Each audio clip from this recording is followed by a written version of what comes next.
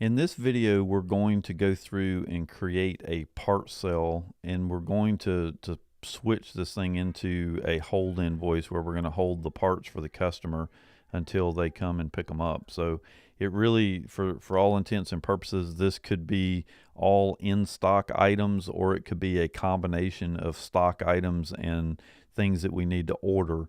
It really doesn't make any difference. Lizzie will handle both scenarios the same way. So we're going to go ahead and add an item to the invoice.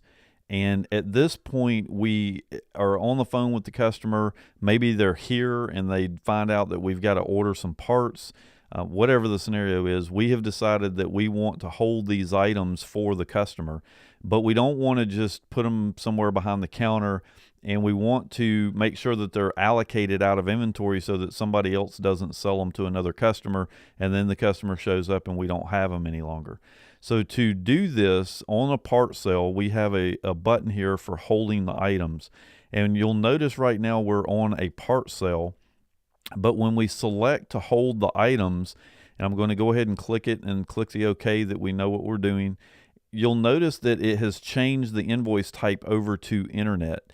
But what it also has done is there's an option down here beside the totals box that says do not ship this order.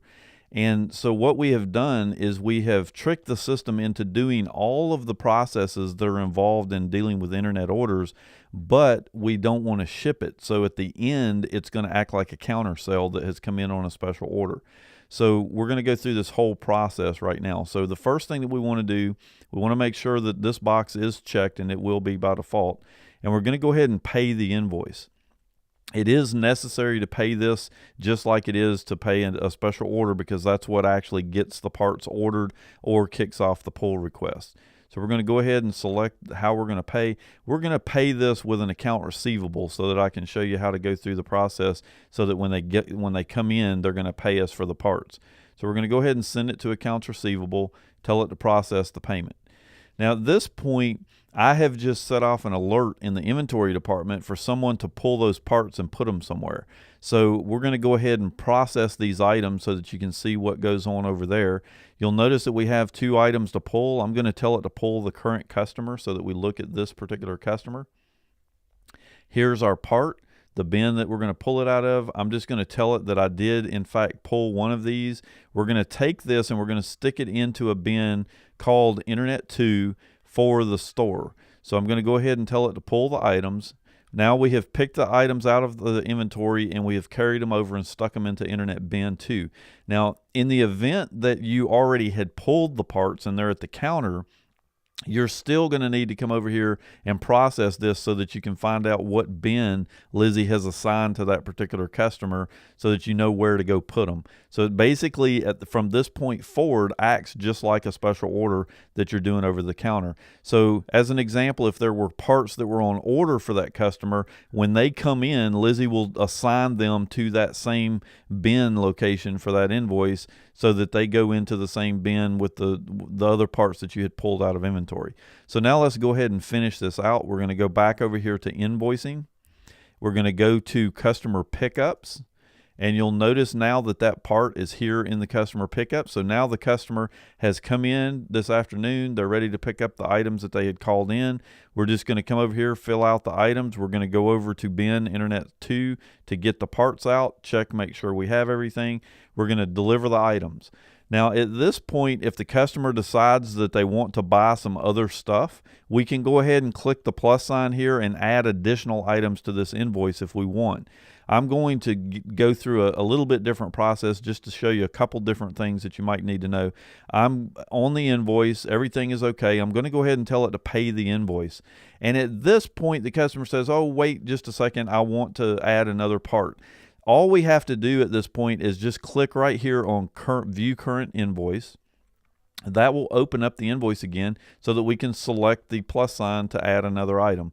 So at any point up to the point that you hit that process button on the payment page, you can always come back to that invoice and add more to it.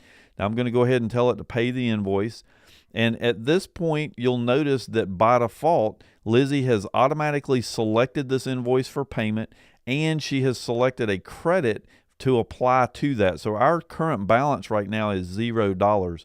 but we know this customer owes us for these parts because he didn't pay for them earlier. And you'll notice right here is a receivable item for the total of that part. Now, the reason that Lizzie breaks this down like this is because it's possible and likely in a number of different situations where a business sends their employees in to pick parts up, and those individual employees don't actually pay for the parts every time they come in. You bill that company later on for their accounts receivable for whatever had been picked up. So what we're doing here is basically giving you the ability to do that. But in this particular situation, that's not what we want to do. We want to actually have him pay for those parts right here when he's picking them up. So to do that, all we have to do is click the green arrow here to add the additional account receivable to the payment. You'll notice the amount to pay down here has changed, and then we'll come in and say he's going to pay cash for those items and process the payment. Now, in the event that we had additional parts on here, so let's go play that. We're going to come back to current invoice. We're going to add one more part to the invoice. I'm just going to select something here that we have in stock to keep it simple. We'll say that we're going to sell this guy, add and close, and tell it that we have it in our hand, and we're going to go ahead and tell it to pay the invoice again. You'll notice this time that, again, it has selected the total amount of this invoice, but this time we only have the original credit of $283.55. So right off the bat, we already owe more money on this particular invoice. But in addition to that, we want to add that original invoice amount back into this sale, and now we've got our total for the original request over the phone that they made, plus the new parts that they requested, and the total is going to give you what they owe. And then all we're going to do is select the payment method, tell it to process the invoice, and everything is good to go.